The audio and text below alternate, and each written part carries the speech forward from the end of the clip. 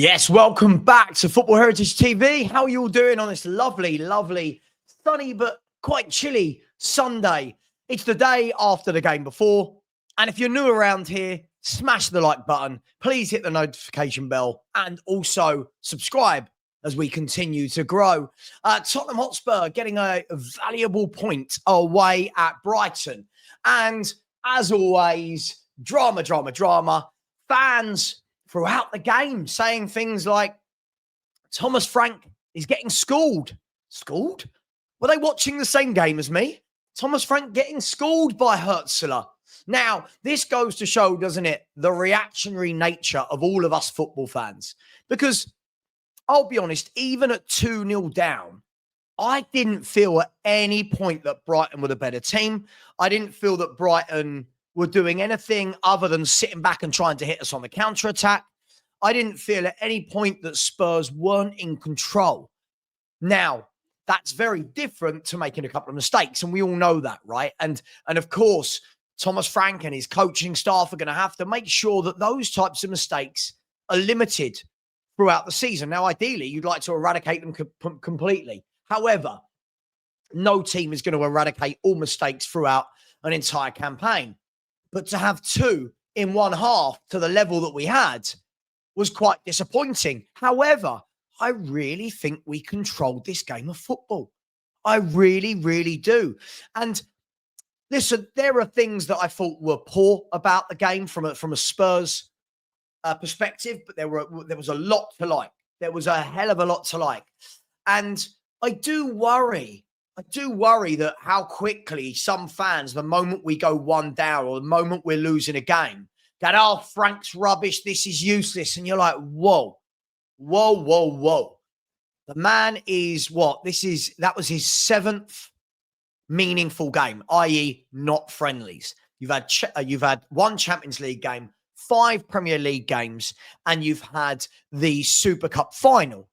And of those 7 games, we've only lost 1 in 90 minutes.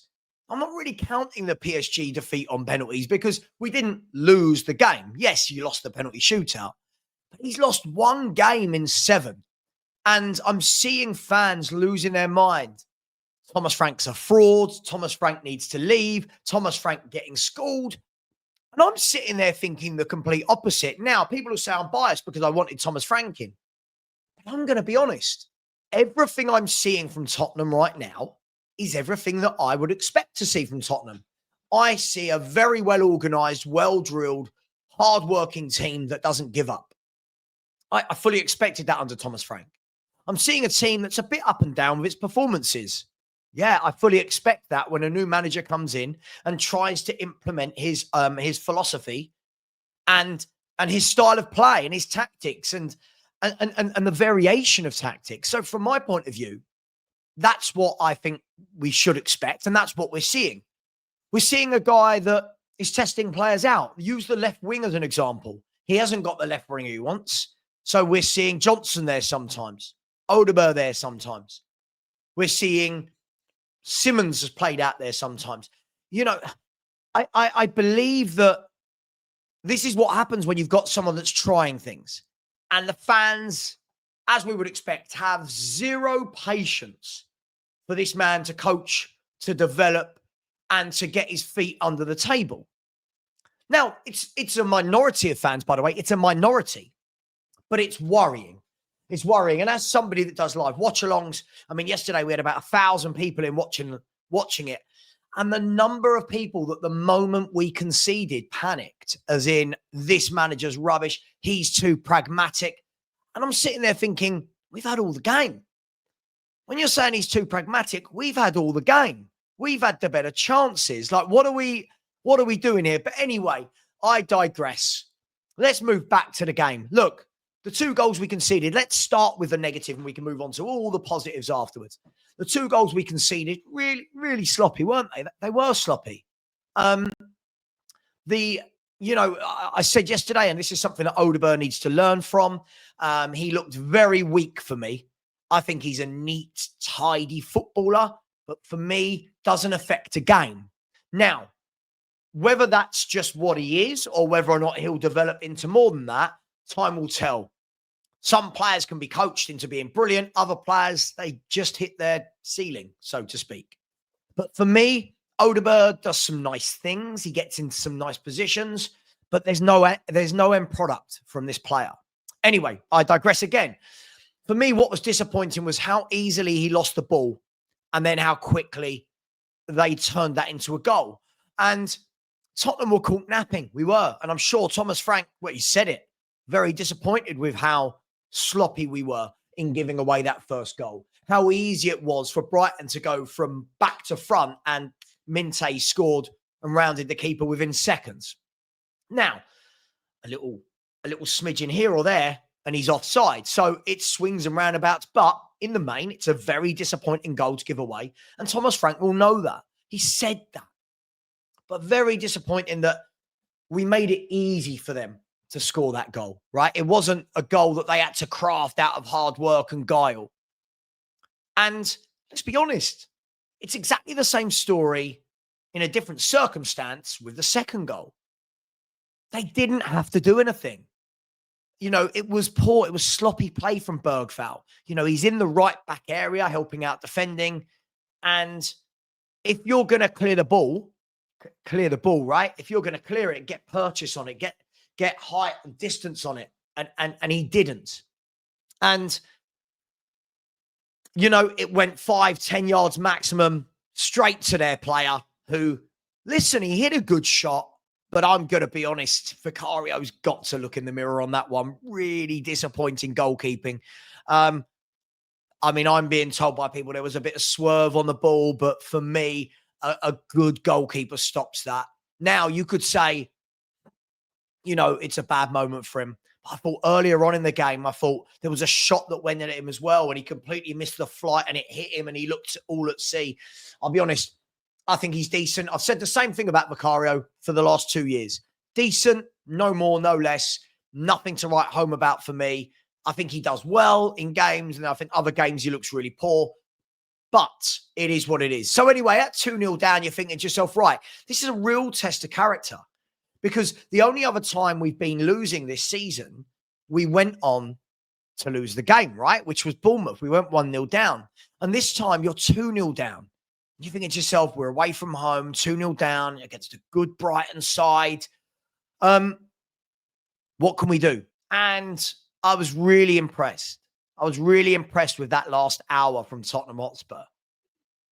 We huffed and we puffed and couldn't really blow that house down. And some might say we got a little bit fortunate with the first goal, and there's nothing wrong with that. I think you need to get fortune. You know, Mohamed Kudus will get the assist for it. But his shot into the path of Richarlison, who even then, his first touch, it hit him and just bounced off him, and then he managed to scramble it in. But we're back in the game at that point, and you're thinking, yeah, we deserve that. I don't think we deserve to be 1-0 down, let alone 2-0 down. So I think it was just rewards going into halftime. And then a lot of people panicking again because he didn't make a sub at halftime. And I think we're seeing here that this manager, to the best of my knowledge, I might be wrong here, but to the best of my knowledge, I don't think we've seen any halftime substitutions from him so far in the Premier League. So I wasn't really expecting any subs. But then when he did make the sub, right, it was a great sub. Bringing Xavi Simons in, playing him in the 10. And I think what was great for Spurs fans is we started to get, for those that haven't really seen him, you started to get that first taste of what he's about. Now, when you see a player like Xavi Simons come on and put that cameo in, when you see Kudus put in the performance he put in, you realize the levels of what we had to what we're going to. And for that, maximum credit to Tottenham Hotspur. Maximum credit to Lang, Paratici, whoever it is, Levy, whoever bought the players in the summer. But his touch, his control, his movement, his body positioning, everything about Xavi Simons said quality yesterday. Just the way he was getting the ball down, progressing with the ball, driving from right to left. His touch, his skill, his passing. Yes, he scuffed a shot. Yes, we know he did and he could have scored. But for me, I think he showed all of the quality, which is why the likes of Chelsea and Bayern Munich tried to buy him this summer as well. And I think that's given everyone that flavour to say, right, Thomas, we know he can play left, and I'm sure we'll see him in the left again.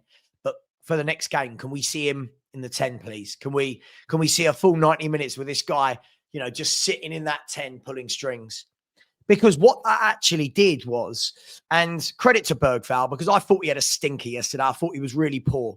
But credit to him, I do feel that once he dropped back from that advanced position, he looked more comfortable and calmed down a bit.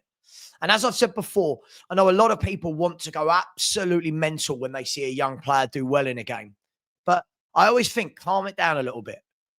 Calm it down a bit with the Bergvall praise, calm it down with the pressure that's being put on this young lad. He's good. He's talented. He'll learn. He'll grow. He'll have good games. He'll have bad games. But I do feel that football fans, we can be the worst at piling pressure on. We can be the absolute worst. But fair play to him. I thought when he dropped back into the 8, we saw a lot more from him than we did in the 10. For me, he's not a 10. I keep hearing people saying he's a 10. I don't think he's creative. I think his game is driving with the ball. And what I think he needs to learn, which he will under Thomas Frank, is when I drive forward with a ball, when do I hold on to it? When do I give it to somebody else? When do I shoot? When do I pass?